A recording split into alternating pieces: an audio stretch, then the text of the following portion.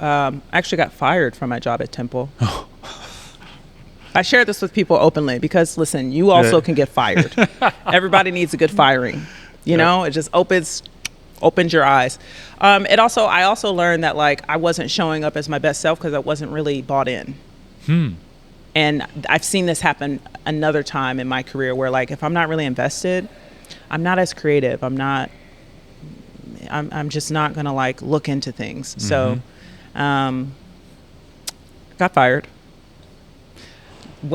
Took my grad degree, took my professor up on that offer. Okay. Did that for 2 years.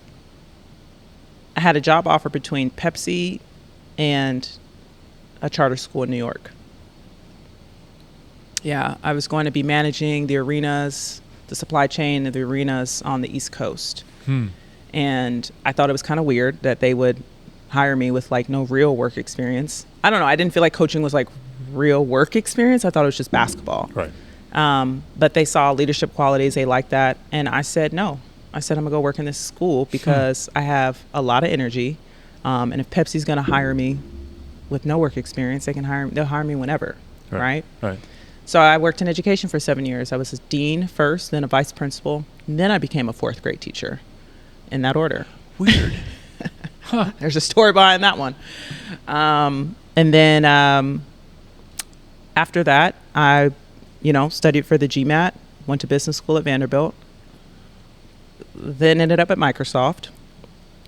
My last year working at Microsoft, Keisha, who you met, Keisha and Valerie would ask me to do panels.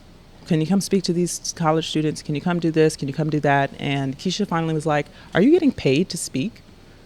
And I was like, no. What? I have a job. Heart. Yeah, this is like, she's like, you need to get paid to speak. And I was like, it's not really my thing.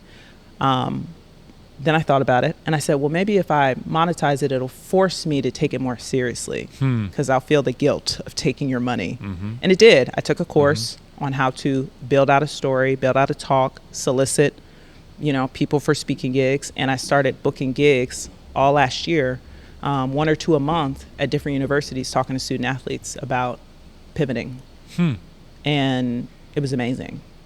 It was like, I was exhausted, but I was exhausted in, like, the best way possible.